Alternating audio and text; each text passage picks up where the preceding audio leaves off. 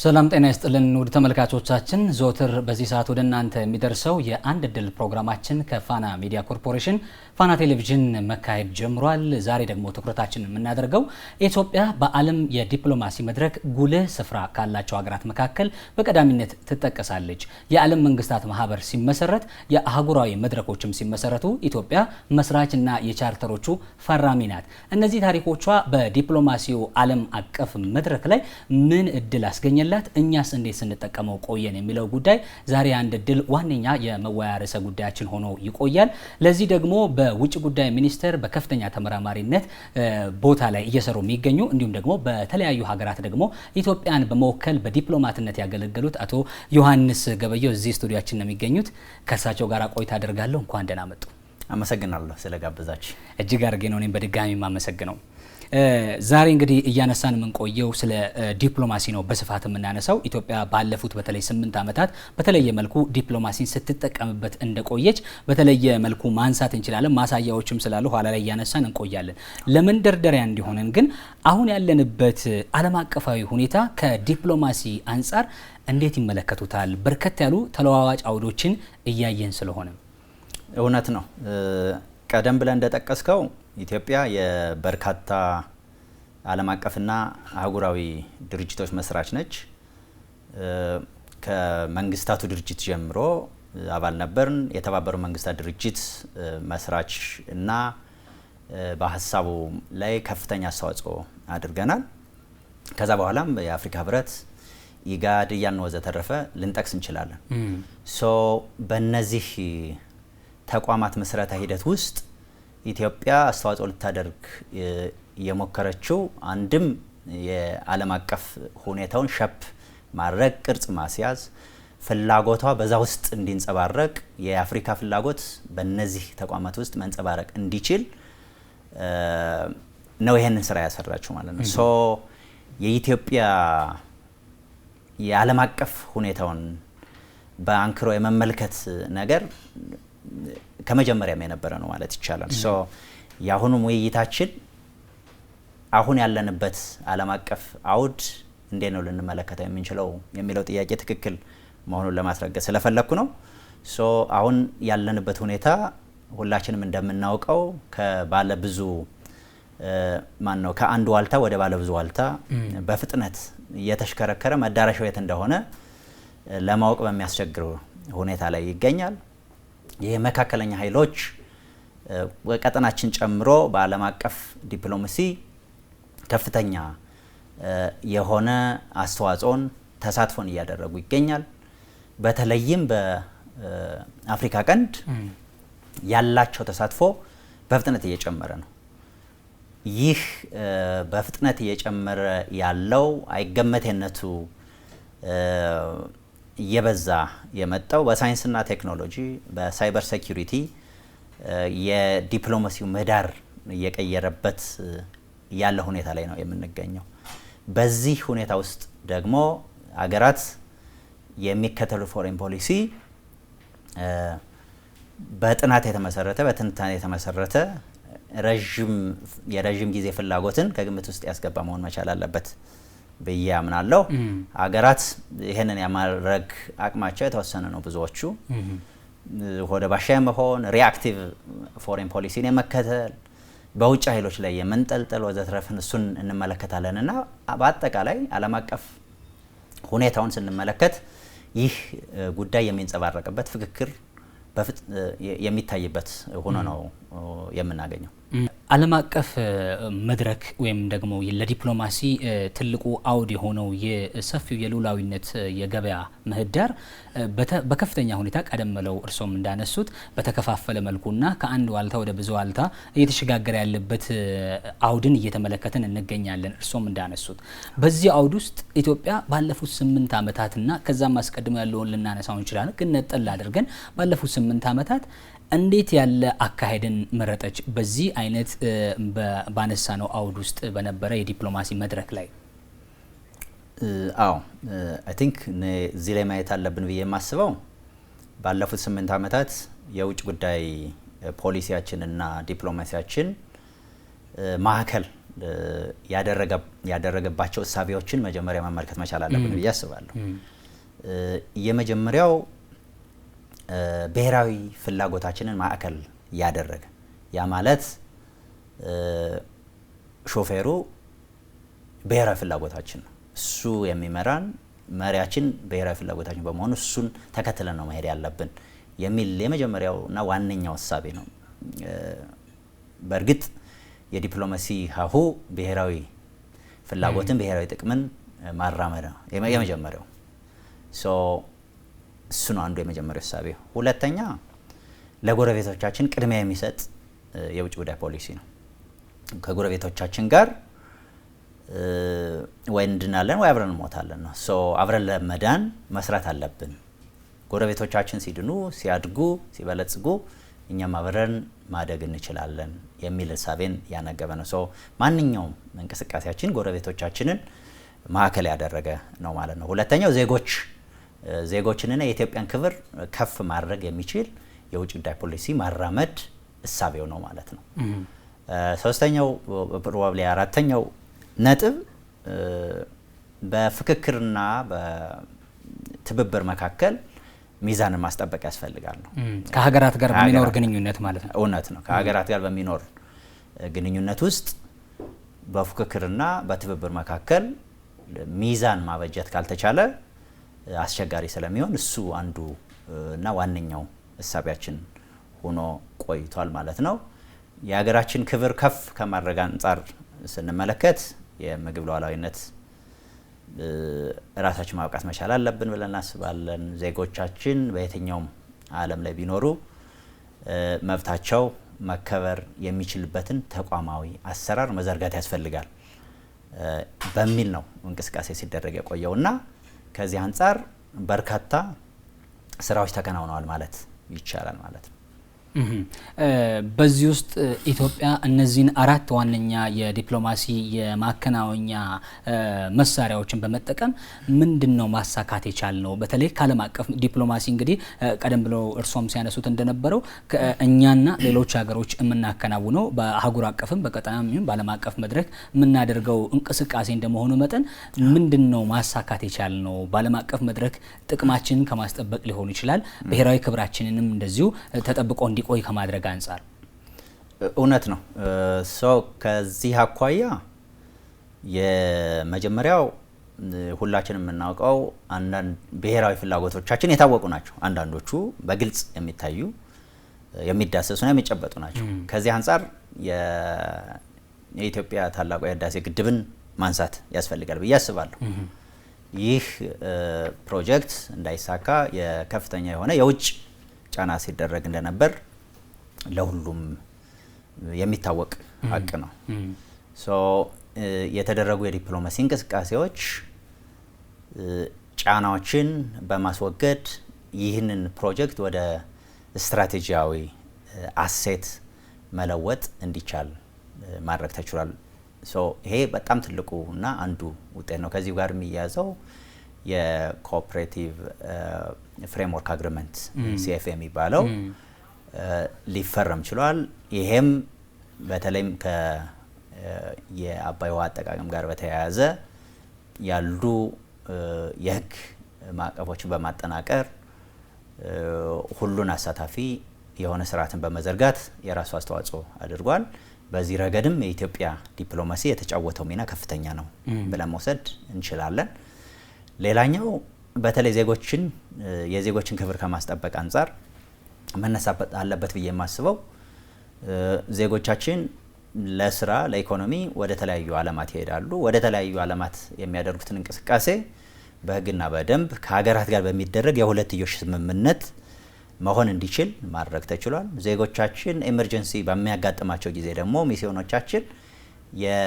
ሚስዮኖቻችን ማለት ኤምባሲዎቻችን ማለት ነው ቀዳሚ ስራዎቻቸው መሆኑ ታውቆ እንዲሰሩ በሰው ኃይልና በአደረጃጀት መደገፍ ችለናል ብለን እናስባለን። ሌላኛው ቀደም ያለውን የኢትዮጵያን በብዙዮሽ መድረክ ያላትን ሚና በማስቀጠል የብሪክስ አባል መሆን ችለናል።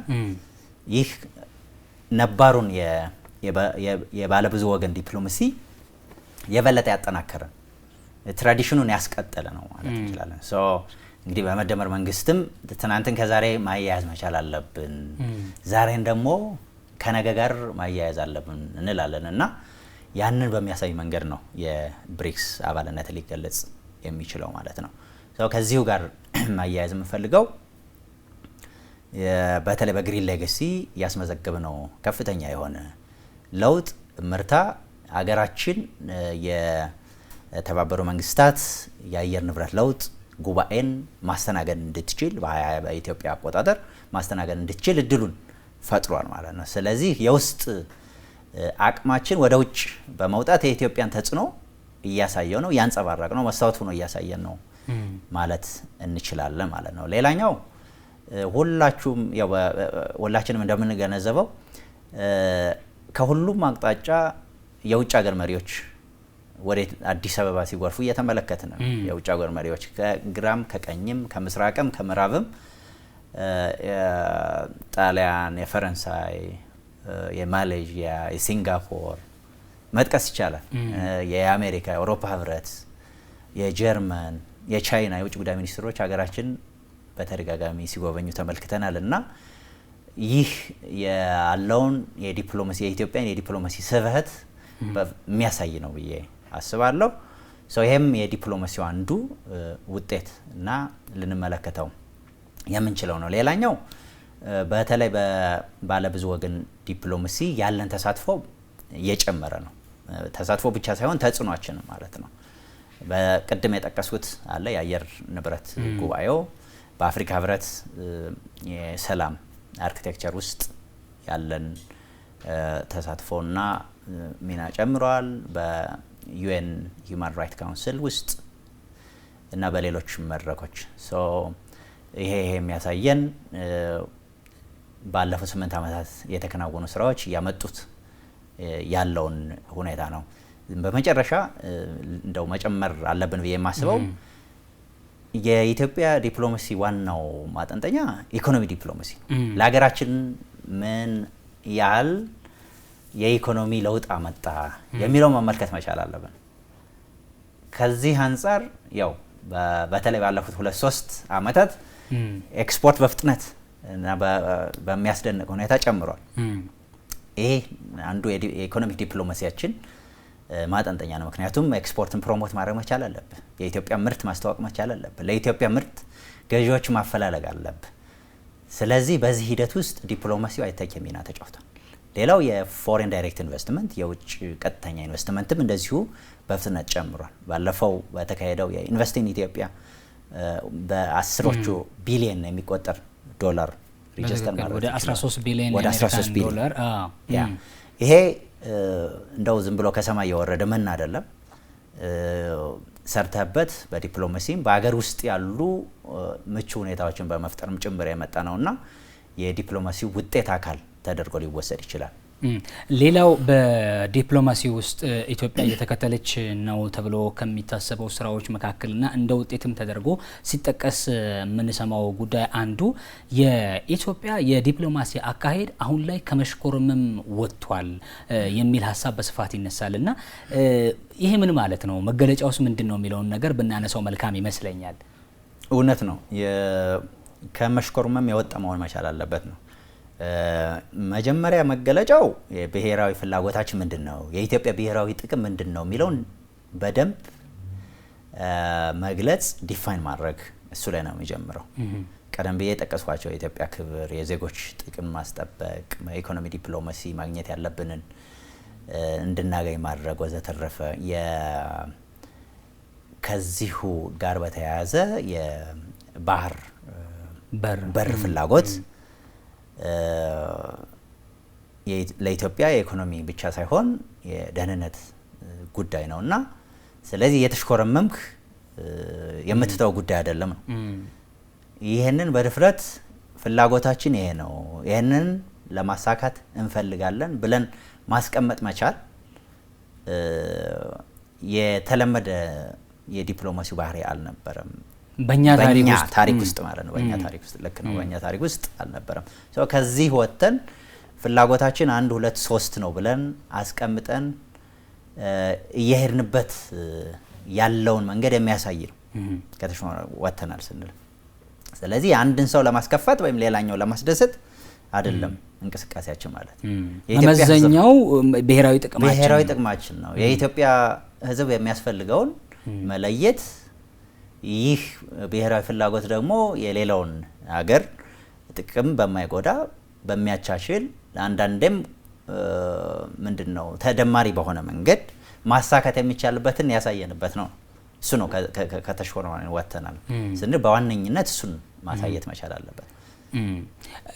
ሀገራት በእንደዚህ አይነት የተሽኮርማሚ አይነት የዲፕሎማሲ አካሄዱ ሲያልፉ የሚያጋጥማቸው ነገር ግን ምንድነው? ምን አጣን የሚለው ነገር ምናልባት ያገኘነውን ነገር በደንብ ከማስረዳት አንጻር ድርሻ ሊኖረው ይችላል ብዬ አስባለሁና በእነዚህ ሂደቶች ውስጥ ተሽኮርማሚ በሆነው የዲፕሎማሲ አካሄድና መንገዳችን ውስጥ ምን ነበር ስናጣ የነበረው? ምን ነበር ያጎደል ነው የሚለውን ብናነሳው እንግዲህ ከተሽኮርማሚነት አንጻር እንግዲህ ዲፕሎማሲ በአጠቃላይ የተግባቦት ነገር ነው። በእርግጥ መሽኮርመምንም የሚፈቅድ አይደለም ማለት ዲፕሎማሲ ባይ ዴፊኒሽን ተሽኮርማሚነትን የሚፈቅድ አይደለም። ስለዚህ የሚሽኮረመም ሰው ካለ ዲፕሎማሲን ይሰራል ማለት አይቻልም። ዲፕሎማትም ሊሆን አይችልም። ዲፕሎማሲውም እንደ ሁኔታ እንደው የትርጉሙ አካል የስሪቱ አካል አይደለም። ስለዚህ ከሱ አኳያ አንድ ሰው ወይንም ደግሞ አንድ ሀገር የሚሽኮረመም ከሆነ ብሔራዊ ፍላጎቱን በሚገባው መንገድ ለሚመለከታቸው ለአጋሮቹ የትብብር አካላቱ ማስረዳት አይችልም ማለት ነው። ማስረዳት ያልቻለውን ደግሞ ማንም ሊሰጠው አይችልም ነው። ስለዚህ በዚህ ሂደት ውስጥ ሰፊ የሆነ ጥቅም ልታጣ ትችላለህ ማለት ነው። ምክንያቱም ራስን ካልገለጽ ማን ሊገልጽልህ ይችላል? ዲፕሎማሲ ስለዛ ነገር ስለሆነ ማለት ነው። ስለ መብትን ስለ ማስጠበቅ፣ መብትን ስለ መግለጽ፣ ስለ መደራደር ስለሆነ ማለት ነው። የቪየና ኮንቬንሽን በዚህ መንገድ ነው የሚገልጸው። የሪፕሬዘንቴሽን፣ ኮሚኒኬሽን፣ ፕሮቴክሽን፣ ኔጎሽዬሽን እያለ ነው የሚገልጸው እና እሱን ልታደርግ የምትችለው ከተሽኮርማሚ ማውጣት ስትችል ነው። ስለዚህ ከአሁን በፊት የነበረው ተሽኮርማሚነት ሳምሃው የምንፈልገውን ነገር በግልጽ ከማስረዳት አንጻር ውስንነት ወደ ራሳችን ብቻ ወደ ውስጥ ብቻ የመመልከት አድርጎ ያጣናቸው ስትራቴጂክ አሴቶች እንደነበሩ ያው የባህር በር ጉዳይ አንዱ ሆኖ ሊጠቀስ ይችላል። ከዛ በተጨማሪ ሌሎችንም እንደው እንደማሳየል እናሳይ እንችላለን። ሌላኛው ጥያቄ እሱ ስለሆነ ነው። አሁን ላይ ኢትዮጵያ የሁለቱ ውሃዎችን ጉዳይ በይና በፖሊሲ ጭምር አስቀምጣ ስትራቴጂክ ጉዳይ ነው የሚል ነገር አስቀምጣ ተነስታለች። በእነዚህ አመታቶች ውስጥ የተመለከትነው አንዱ ከተሽኮርማሚነት የመውጫ መገለጫው ተብሎ የሚገለጸው አንዱ የኢትዮጵያ ችግሮችም የኢትዮጵያ እድሎችም እነዚህ ሁለቱ ውሃዎች ናቸው፣ አባይና የቀይ ባህር በሚል አስቀምጣለችና እንደዚህ አይነት በዲፕሎማሲ ውስጥ ደፋር የሆነ ውሳኔ ፍላጎትን ማስቀመጥ ሊሰጥህ የሚችለው ጉልበት እንደ ሀገር ምን አይነት ነው የሚሆነው? መጀመሪያ ነው ይሰጠናል ብዬ የማስበው ግልጸኝነት መፍጠር ነው። ግልጽ ለዲፕሎማቱ የውጭ ጉዳይ ፖሊሲ ወደ ተግባር ለሚለውጠው ለማህበረሰቡ ግልጽነትን መፍጠር ነው።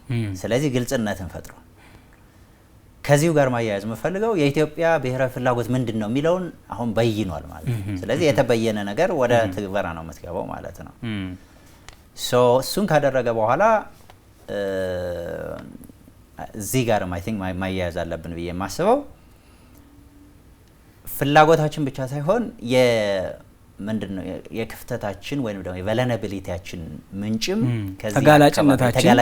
ተጋላጭነታችን ከዚህ የሚመጣ ነው የሚለውን በማሳየት ተጋላጭነታችንም ለመድፈን የሚደረገውን ጥረት የሚያሳይ ነው ማለት ነው።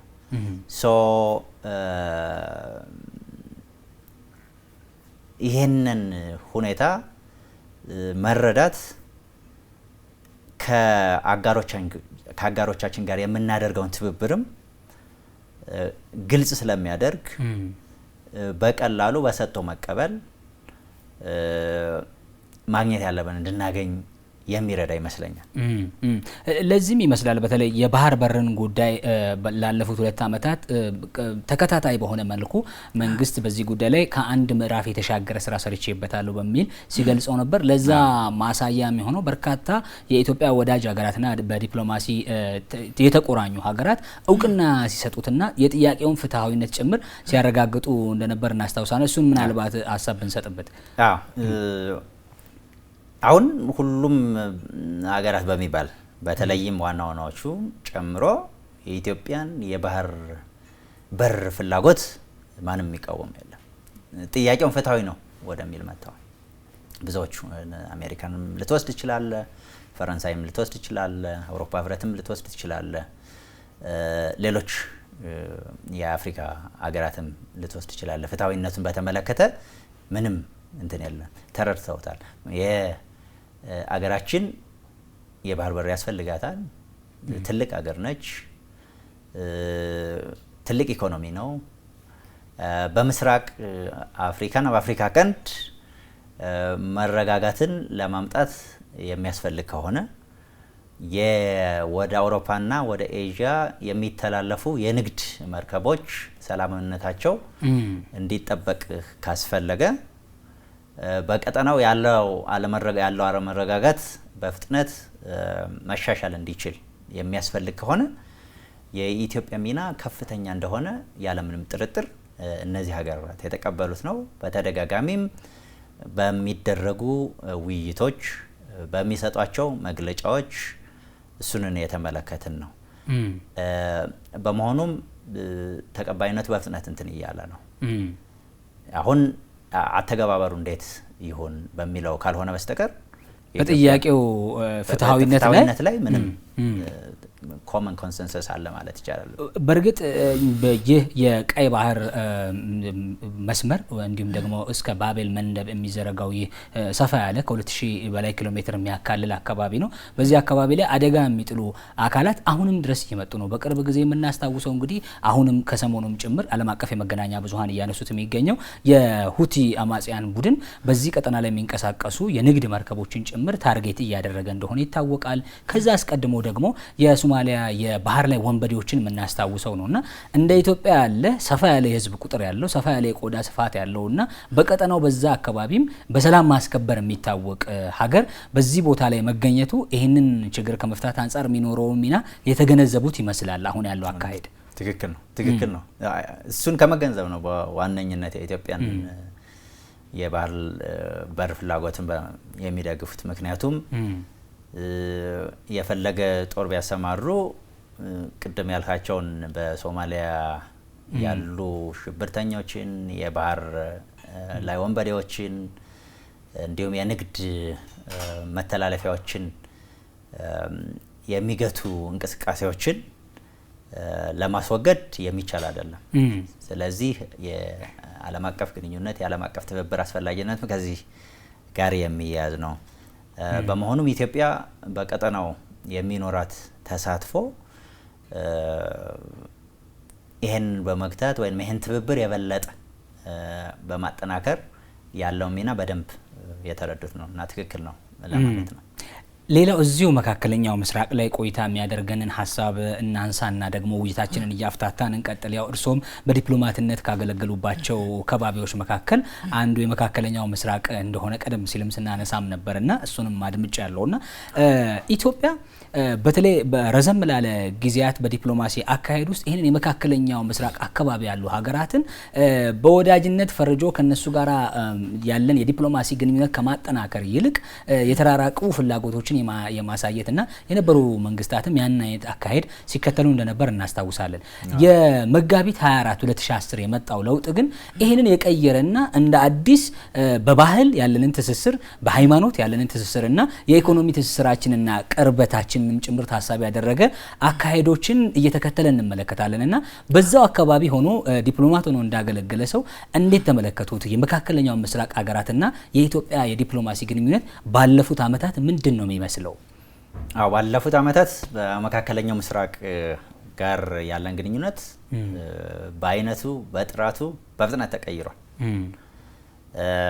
መቀየሩም ትክክል ነው። ምክንያቱም ቀደም ብለህ አንተ እንደገለጽከው አንደኛ መልክዓ ምድራዊ ቀረቤታ አለ። ሁለተኛ ይህ የመካከለኛው ምስራቅ የከፍተኛ ሀብት የከፍተኛ ሪሶርስ ባለቤት ነው። የራሱ ሀብትና ሪሶርስ እንዳለው ሁሉ ከኛም ጋር ካለው ቀረቤታ አንጻር ሊያስተሳስሩን የሚችሉት ከፍተኛ የሆነ እድል አለ። ከመልክዓ ምድራዊ ቀረቤታ አንጻር ደግሞ የኢትዮጵያ አየር መንገድ ወደ ሁሉም አካባቢዎች ይበራል። በጣም ቅርብ ነው ማለት ነው። የንግድ ለማድረግ ከባድ አይደለም። ከፍተኛ ቁጥር ያላቸው ኢትዮጵያውያን በእነዚህ ሀገራት ይኖራሉ። ይህ ግንኙነት በመመስረቱ ምክንያት አሁን ካሉ ሀገራት ጋር ያለን የንግድ ግንኙነት በጣም አድጓል። የዚህ ቀጠና ላይ የሚገኙ ሀገራት በሀገራችን የሚያደርጉት ኢንቨስትመንት ቁጥሩ በጣም ከፍተኛ ነው። ዜጎቻችን በአንጻራዊነት መብታቸው እንዲከበር ከፍተኛ ጥረት እየተደረገ ነው። አሁንም ከፍተኛ ቁጥር ያላቸው ኢትዮጵያውያን ወደዛ ቀጠና እየሄዱ ነው። በሌሎች ትብብር መስኮችም ያሉ መግባባቶች አንደርስታንዲንጎች በፍጥነት እያደጉ ነው። በቀጠናዊ ጉዳዮችም ያላቸው ሚና ቀላል አይደለም። በአፍሪካ ቀንድና ምስራቅ አፍሪካን ጨምሮ እንዲሁም በአፍሪካ አህጉር እነዚህ ሀገራት ያላቸው ሚና ከፍተኛ ነው። ተዋናያንም ናቸው። በተለያየ ኤግዛክትሊ በዛ ብቻ ሳይሆን አሁን በዓለም ዲፕሎማሲም ያላቸው ተጽዕኖ ከፍተኛ ነው። ስለዚህ ከፍተኛ ተጽዕኖ ካለው አካል ጋር አልሰላም ማለት ከእውነት የራቀ ነው። ለዛም ነው ዲፕሎማሲያችን ገቢር ነበብ ነው፣ ፕራግማቲክ ነው። የኢትዮጵያን ብሔራዊ ፍላጎት የኢትዮጵያን ብሔራዊ ጥቅም ተከትሎ ነው የሚሄደው የምንለው። ስለዚህ ለውጥ ከመጣ በኋላ የተደረገው የኢትዮጵያን ብሔራዊ ፍላጎት የቱ ጋር ነው የሚለውን መለየትና እሱን ተከትሎ የመሄድ ብያኔ ነው ውሳኔ ነው ብዬ ነው የምወስደው። ይህንን የትብብር በንግድ ስምምነት በዲፕሎማሲ አካሄድ በዓለም አቀፍ ሕጎች መሰረት የሚገነባን ግንኙነትን በአንዳንድ ወገኖች በኩል በአሉታዊ መመልከት በእነዚህ አካባቢ ባሉ ሀገራት ተጽዕኖ ስር እንደ መውደቅ አድርገው የሚመለከቱና ትንታኔ የሚሰጡ አካላትን በተለያየ ጊዜዎች እናደምጣለን እና ከነዚህ አካላት ከነዚህ ሀገራት ጋር እየጠነከረ የሄደ አቅም ያላቸው በቱሪዝም ዘርፍም ያላቸውን ሀብት በስፋት እየተጠቀሙ ያሉ ብዙ በቴክኖሎጂም መስክ ልንወስዳቸው የምንችላቸው ልምድ ያላቸው ሀገራት ጋራ መተባበርና መስራትን እንዴት ነው ልንመለከተው የሚገባው? እነዚህ አካላት የሚያነሱትን ስተጠየቅ እንዴት መመለስ እንችላለን? እኔ ቁጥሮቹ ማየት ይቻላል ብዬ ነው የማስበው። ሌላ ምንም አሁን ዘመኑ የቴክኖሎጂ ነው፣ ዘመኑ የመረጃ ነው። ስለዚህ እንደው ምልህ አንዳንዴ ጉንጭ አልፋ ወደሆነ ክርክር ውስጥ መግባት አለብን ብዬ አላስብም። ቁጥር አይዋሽም፣ ቁጥሮቹ አይዋሹም፣ ያመላክታሉ። ያለን የውጭ ቀጥተኛ ኢንቨስትመንት ምን ያህል ነው? ወደዛ ሀገር የምንልከው የኢትዮጵያ ምርት በምን ያህል ፍጥነት እና ጥራት አድጓል? የኢትዮጵያ የኢኮኖሚ ሁኔታ መሻሻል እንዲችል ከነዚህ ሀገራት ጋር የምናደርገው ትብብር ምን ያህል አግዟል? በእነዚህ ሀገራት ውስጥ የሚገኙ ኢትዮጵያውያን መብታቸው ምን ያህል እየተከበረ ነው? በዓለም አቀፍ መድረኮች ያለን ትብብር እንዴት እያደገ ነው? የኢትዮጵያን ብሔራዊ ፍላጎት ለማስጠበቅ እነዚህ ሀገራት እንዴት እያገዙ ነው የሚለውን ብንመለከት የምናገኘው ምላሽ እኔ እነዚህ ሰዎች ከሚሉት በተቃራኒ ነው ብዬ ነው ማስበው። ሁለተኛው ነገር አንዳንድ ሀገራትን በመጥቀስ ከእንትና ጋር የሚሉት እሱም ትክክል አይደለም። በመካከለኛው ምስራቅ ያለን ግንኙነት ብንመለከት ከሁሉም ጋር በሚባል ደረጃ ጥሩ የሆነ ግንኙነት አለን ከሁሉም ሀገራት ጋር ማለት ነው። እሱ ቅድም በጠቀስኩት የሚመነዘር ነው። በውጭ ቀጥተኛ ኢንቨስትመንት፣ በኤክስፖርት፣ በዜጎችን በስራ በማሰማራት በስትራቴጂክ አሴት የሆኑ ምርቶችን ከነሱም እኛም ወደ እነሱ ምንድነው በመለዋወጥ ጭምር የሚገለጽ በመሆኑ ቁጥሮችን ይመልከቱ ብዬ ነው እኔ እንደው አጭሩ ላስቀምጠው የሚችለው። ሌላው እዚሁ ጋራ መነሳት ያለበት የፕራግማቲክ ጉዳይ ወይም ደግሞ ፕራግማቲዝም በመባል በስፋት በዲፕሎማሲው ዓለም ውስጥ የሚታወቅ ቃል ነው። በተለይ ገቢር ነበብ በሚለው ደግሞ በእኛ ሀገር ትርጓሜ አቻ ትርጓሜው እሱ ነው እና ኢትዮጵያ ይህንን አይነት አካሄድን እከተላለሁ ብላ እንግዲህ በይና ተነስታ በስፋት በዚህ ውስጥ እየሰራች ነው የምትገኘው እና ከዚህ አንጻር በእርግጥ የሚነሱ አሉታዊ ድምጾች አሉ። ቀደም ብሎ እርስዎ እንዳነሱት አንዳንድ ወገኖች ከንትና ጋር ብቻ ነው መስራት ያለብህ፣ ከንትና ጋር መገናኘት የለብህም የሚል ይሄ በ1960ዎቹ እና ከዛ አስቀድሞ የነበሩ የመፈራረጅ አይነት እና ከአንተ ጋራ ከተስማማው ከሌላኛው ጋራ ተጣልቻለሁ፣ ተጋጭቻለሁ ወይም ደግሞ ግንኙነት አላደርግም የሚል አይነት የዲፕሎማሲ አካሄዶችን በትንበያ መልክ በምክር መልክ የሚሰጡ አካላት እናደምጣለን። ኢትዮጵያ ግን ይህንን የገቢር ነበብ የዲፕሎማሲ አካሄድ መከተሏ ምንድነው እያስገኘላት ያለው ትርፍ እንደ ሀገር በብሔራዊ ጥቅማችን ውስጥም መመንዘር ስለሚችል ማለት ነው? እውነት ነው። ይህ ገቢር ነበብ አካሄዳችን እኔ ዘመኑን የሚመጥን ነው ብዬ ነው የማስበው። ምክንያቱም ገቢር ነበብ ስትል አሁንም ድጋሚ የሚለው ብሔራዊ ፍላጎትና ብሔራዊ ጥቅም ነው ማዕከል መሆን መቻል ያለበት ነው። የቀዝቃዛው ጦርነት አይዲዮሎጂ ሊመራው አይገባም፣ ወይም ደግሞ ከአንድ አካል ጋር ተጣብቀህ ላሳር ማለት የለብህም። የተቀረውን ማለት ነው። ኤግዛክት ሌላውን አንዱን ጥለህ ሌላውን አንጠልጥለህ መጓዝ የለብህም። ምክንያቱም እንደዛ የምታደርግ ከሆነ ብሔራዊ ፍላጎትና ጥቅምህን ትጎዳለህ ነው። እሱ ነው ዋናው ማዕከሉ። ስለዚህ ሌሎች ሀገራትም ጭምር ፕራግማቲክ ወደሆነ ገቢር ነበብ ወደሆነ አካሄድ ነው እየመጡ ያለ። ስለዚህ ከዘመኑ ጋር የሚሄድ ነው ስለሱ ነው። ሁለተኛው ገቢር ነበብነት አሁን ያለውን የዲፕሎማሲ ምህዳር መገንዘብ መቻል አለበት። የዲፕሎማሲው ምህዳር ቀደም ብለን ስናወራ እንደገለጽኩት በፍጥነት ተቀይሯል፣ በብዙ መንገድ ማለት ነው። በተዋናውያን በመድረኩ በሚሳተፉ አካላት ከፍላጎት አንጻር ከዚህ አኳያ አንጻር ከቴክኖሎጂ እና ሳይንስ አንጻር ቴክኖሎጂ በተለይ ሳይበር ሴኩሪቲ እንዲሁም የሰው ሰራሽ አስተውሎት በስፋት እንትኑን እየቀየረው ነው፣ ከመሰረቱ ጨምሮ እየቀየረው ነው። ኤግዛክትሊ። ስለዚህ ይሄ ከመሰረቱ በሚቀየር አውድ ውስጥ ሆነ የሆነ አይዲዮሎጂን ተከትለ ያንን የሙጥኝ የምትል ከሆነ ብሔራዊ ፍላጎት ልታሳካ አትችልም። ሶ አካሄድ መቀየር፣ ፕራግማቲክ መሆን፣ ከእውነታ ጋር መታረቅ ያስፈልጋል ነው። ይሄንን በማድረጋችን ምክንያት ምን ጥቅም አገኘን የምንል ከሆነ በርካታ ጥቅሞችን አግኝተናል። ቀደም ብዬ እንደገለጽኩት ጥቅሞቻችን ሊለኩት የሚችሉት አንደኛ ካስገኘልን የኢኮኖሚ ጥቅም አንጻር ነው። በኢኮኖሚ ዲፕሎማሲ ኤክስፖርታችን እንዲጨምር ማድረግ የምትችለው ከሁሉም ሀገራት ጋር መነገድ ስትችል ነው። የገበያ መዳረሻ መሰረታዊ ስለሆነ ማለት ነው። ስለዚህ ከዚህኛው ጋር እነግዳለሁ ከዛኛው ጋር ልትል አትችልም፣ ገቢር ነበብ ከሆንክ ማለት ነው። ሌላኛው ከሁሉም አካባቢዎች የቀጥተኛ ውጭ ኢንቨስትመንት እንዲመጣ ማድረግ ተችሏል ማለት ነው። ቅድም የጠቀስነው 13 ቢሊዮን እና ሌሎች ቁጥሮችም አሉ።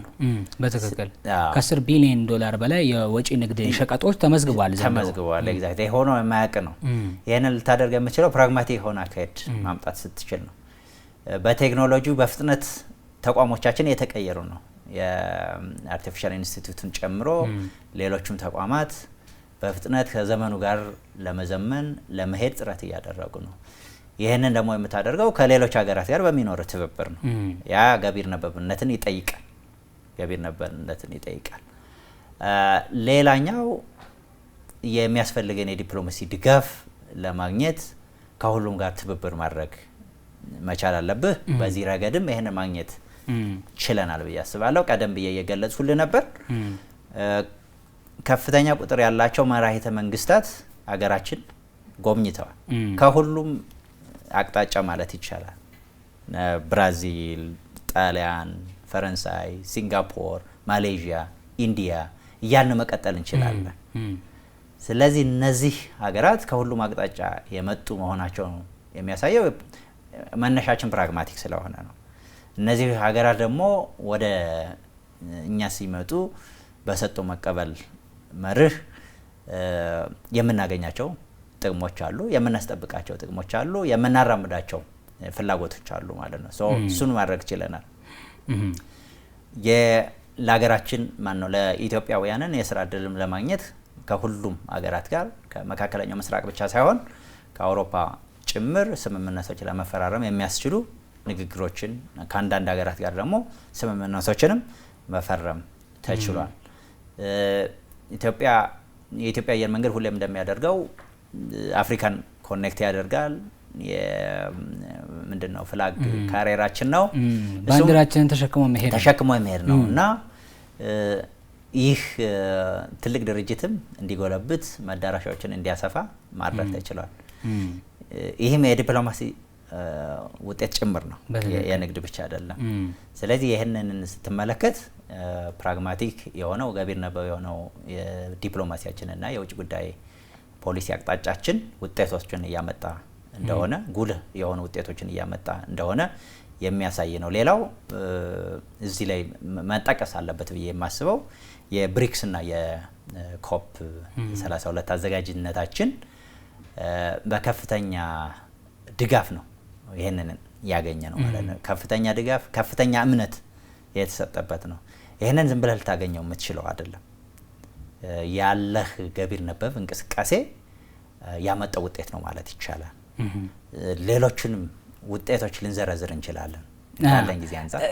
ሌላው መነሳት ያለበት ግን እንግዲህ በተለያዩ ጎራዎች ውስጥም ከተሰለፉ ሀገራት ጋራ አብሮ እንደሚነግድ አብሮ ዲፕሎማሲያዊ እንቅስቃሴ እንደሚያደርግ እና በማደግ ላይ እንዳለ ሀገር ሊደረጉ የሚገባቸው ጥንቃቄዎች ደግሞ አይጠፉም። ምክንያቱም እነዚህ ግራም ሆነ ቀኝ ብለን የምንከፍላቸው ጎራዎች ዝም ብሎ ብቻቸውን የቆሙና የተከፈሉ እንዳልሆኑ ደግሞ ይታወቃል። ከኋላቸው ጠንካራ እሳቤ፣ ፖሊሲና ስትራቴጂ ጭምር አብሯቸዋልና በማደግ ላይ ላለ እንደኛ ላለው ሀገር ይሄን አካሄድ ስንከተል ማድረግ ያለብን ጥንቃቄዎችስ ምንድናቸው የሚለው አብሮ መነሳት አለበት። እውነት ነው። የመጀመሪያው ማድረግ ያለብን ራሳችን ማጠናከር ነው። በተለይም በምግብ ሉዓላዊነት ያደረግነው እንቅስቃሴ ከዚህ አንጻር የሚጠቀስ ነው።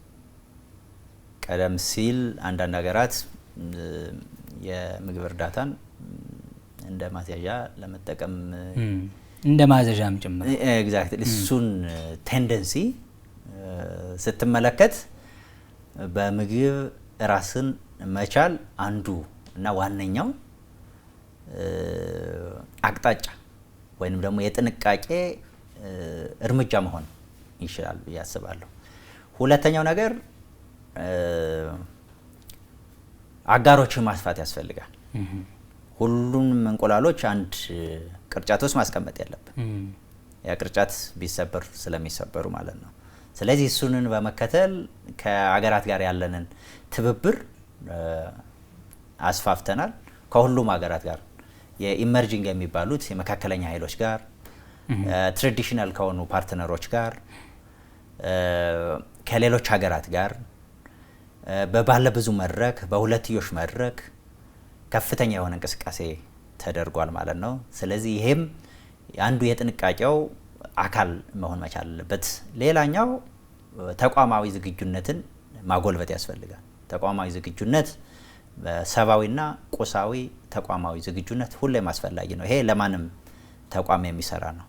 ስለዚህ ከዚህ አንጻር በትንታኔ የተመሰረተ ስራ መስራት ሊያጋጥም የሚችል ፈተናን ቀድሞ በመለየት መፍትሄ ለማበጀት አስተዋጽኦ ያደርጋል የሚል ግንዛቤ አለኝ። ምናልባት ከዚሁ ጋር የተያያዘው ለምሳሌ የቻይናን ማንሳት እንችላለን። በማንኛውም ጊዜ ወደማይለወጥ ስትራቴጂካዊ ወደሆነ የዲፕሎማሲ አጋርነት ተሸጋግረዋል። በእነዚህ አመታት ውስጥ ነው ይሄ ስራ እና እዚህ ደረጃ ላይ ደረሰውና እንዲህ አይነት አጋርነቶችን መፍጠርስ አስፈላጊነቱ በተለይ ደግሞ ይሄ ችግር ሊያጋጥም በሚችልባቸው ወቅቶች እንዲህ አይነት አጋርነቶች የሚኖራቸው ሚናን ጠቆም ብናደርግበት። ባለፉት 8 እና 5 አመታት እየሰፉ ነው የመጡት ትብብሮቻችን ማለት ነው። ቅድም እንዳልከው ከቻይና ጋር ያለን ኦል ዌዘር ስትራቴጂክ ፓርትነርሺፕ ለጥቂት ሀገራት የሚሰጡት ትብብር ነው። በቁጥር የሚጠቀሱ ናቸው። ቻይና ያላት ፕሮባብሊ በአንድ እጅ ጣት ቁጥር የሚለኩ ናቸው። ከዚህ በተጨማሪ ከሌሎች ሀገራት ጋርም ከህንድ ጋር ስትራቴጂ ፓርትነርሺፕ ተፈራርመናል።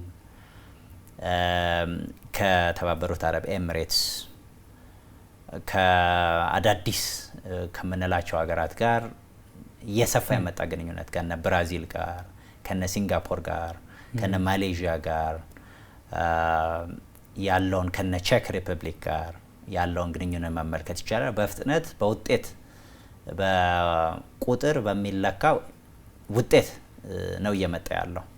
ስለዚህ ያመጣ ያለው አስተዋጽኦ ከፍተኛ ነው ብሎ መውሰድ ይቻላል። ከዛ በተጨማሪ ከአውሮፓ ህብረት ጋር ወደ ስልታዊ ትብብር ማድረግ የሚችል ትብብርን እያደረግን ነበር። ባለፈው አይ ቲንክ ሳምንት እንደዛ የህብረቱ የውጭ ጉዳይ ኃላፊ እዚህ አዲስ አበባ ነበሩ። ሁላችሁም እንዳያችሁት ከአሜሪካ ጋር ያለው ስልታዊ ግንኙነትም እየተጠናከረ ነው። በሚጨበጥ ኢኮኖሚያዊና የጸጥታ ትብብር እያደገ መጥቷል። ስለዚህ እንደዚህ አይነት ትብብሮች በምናደርግ ጊዜ የትብብሩን ምንድነው አድማስ ማስፋት ያስፈልጋል ከሚል የሚመጣ ነው። ከአንድ አገር ጋር ወይም ከአንድ ወገን ጋር ብቻ ሳይሆን ከሁሉም ሀገራት ጋር እንዳለው የተጨባጭ ሁኔታ ማስፋት መስራት ሊያጋጥም የሚችል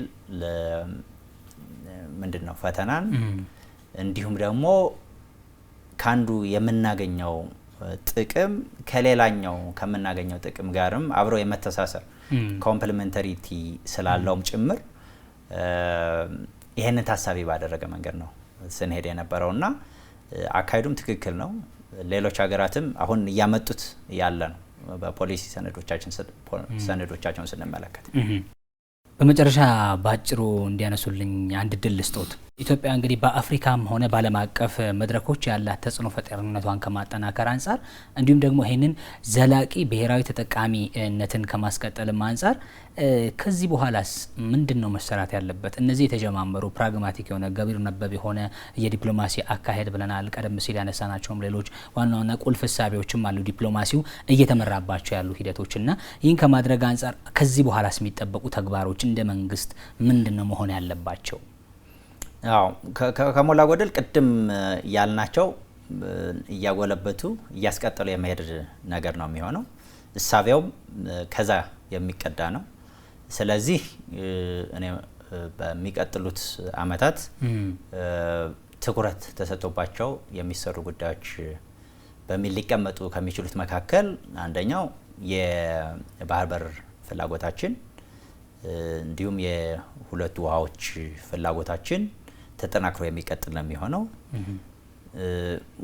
የመጨረሻ ተግባር እስከሚሆን እስከሚያድግ ካደገን በኋላ እስከሚጎለብት እስከሚሰፋ እንቅስቃሴና ትብብርን የሚጠይቅ ስለዚህ አንዱ ትኩረት ሆኖ ይቀጥላል ብዬ አስባለሁ። ከዚሁ ጋር ማያያዝ ያለብን ነገር ልክ እንደ ህዳሴ ግድብ ሌሎች ስትራቴጂክ አሴቶችን መገንባት ያስፈልጋል። ኢትዮጵያ የአፍሪካ የዲፕሎማሲ ማዕከል ናት እንደምናውቀው። ከዚህ በተጨማሪ የአፍሪካ የኃይል ማዕከል መሆን እንድትችል የዲፕሎማሲ ስበት ማዕከልነቷን ጠብቃ እንድትቀጥል መስራት ያስፈልጋል ማለት ነው። ከዚህ አንጻር በአዲስ አበባ የሚከናወኑ የኮሪደር ልማት እንዲሁም የቱሪዝም እና የኢንተርናሽናል ኮንፈረንስ ኢንፍራስትራክቸር በፍጥነት ኤክስፓንድ እያደረገ ነው። ስለዚህ ይህንን ወደ ተጨባጭ ጥቅም መቀየር ያስፈልጋል። ከዛ አንጻር እሱን አጠናክሮ መሄድ ተገቢ ነው። ከዛ በተጨማሪ ዲፕሎማሲያችን ለሀገራዊ ግንባታ መሰረት መደላድል ግባት ይዞ መምጣት መቻል አለበት ብዬ አስባለሁ። የዜጎችን መብትና ጥቅም ሁሌም የሚያስከብር የዲፕሎማሲ እንቅስቃሴ ሁሌም የምታደርገው ነው። የፈለገ ብታድግ ብትመነደግ የምታደርገውና እሱም የውጭ ጉዳይ ማጠንጠኛ ሆኖ ይቀጥላል። ከዛ በተጨማሪ ቅድም እንደገለጽኩልህ ሁሉም ነገር በተቋም ነው የሚሰራ ማለት ተቋም ከሌለ በግለሰብ ሚሞሪ ከባድ ሊሆን አይችልም ማለት እንደው 100 ዓመት የኖረ ሰው የ100 ዓመት ሚሞሪ እንኳን ቢኖረው ከዛ የዘለለ ውጤት ልታመጣ አትችልም። አንድ ሰውም ደግሞ አንድ ነው እንደ ግለሰብ ማለት ነው። እንደ ተቋም ሲሆን ብዙ ለውጦችን ለማምጣት ዘመኑ በደረሰበት ልክ ለመንቀሳቀስ ሊያጋጥሙ የሚችሉ ተግዳሮቶችን ለመፍታት የሚገኙ ደግሞ እድሎችን ለመጠቀም አስተዋጽኦ ስለሚኖረው ተቋምን መገንባትም ፕሮባብሊ በሚቀጥሉት 2-3 ዓመታት ተጠናክሮ የሚቀጥል ነው የሚሆነው። ከችግር ወቅት ጋር የተያያዘ ጉዳይ ደግሞ እናንሳ። በተለይ እንግዲህ ዲፕሎማሲ በመልካም ወቅት ብቻ የሚደረግ የሚሰራ ስራ ብቻ አይደለም። በችግር ወቅት ደግሞ አብሮህ የሚቆም ወዳጅም የምታፈራበት እና የምትሰራበት መሳሪያ እንደሆነ ይታወቃልና ከዛ አንጻር ወዳጅነቶችን ከማጠናከር በችግር ወቅት አብሮ የሚቆም ወዳጅነትን ከማጠናከር አንጻር ባለፉት አመታት የተሰራውን ስራ እንዴት ያዩታል? እንዴት ገመገሙት? ባለፉት አመታት ብዙ ስራዎች በተለይ ከጎረቤቶቻችን ጋር በተያያዘ አይ ቲንክ ማንሳት ይገባል ብዬ የማስበው እንዳልከው ዲፕሎማሲ የሰላም ጊዜ መሳሪያዎች አይደለም። በክፉ ጊዜም በችግር ጊዜም በጦርነት ጊዜም የምትጠቀምበት ሁሌም አብሮህ የሚኖር መሳሪያ ነው። ለዘመናት በዛ መልኩ ነው ሲያገለግል የቆየው። ከዚህ አንጻር ባለፉት አመታት ዲፕሎማሲያችን በተለይም በጎረቤቶቻችን ጦርነት እንዲያበቃ መረጋጋት እንዲመጣ ችግር ያጋጠማቸው በጎረቤቶቻችን የሚገኙ ዜጎች መጠለያ ማግኘት እንዲችሉ ሲያደርግ ቆይቷል። ከጎረቤት ጋር ያለን ግንኙነትም መጠናከር እንዲችል መተማመን የበለጠ እንዲጎለብት ጥረት ሲያደርግ ቆይቷል። እሱንም እያደረገ መቀጠል መቻል አለበት። ከዛ በተጨማሪ ደግሞ መተማመን መምጣት እንዲችል በመሰረተ ልማት ያለ ትብብር በፍጥነት እንዲያድግ የሰው ለሰው ወይም የህዝብ ለህዝብ ግንኙነት እንዲያድግ ተከታታይነት ያላቸው ምክክሮች ሲደረጉ ቆይተዋል።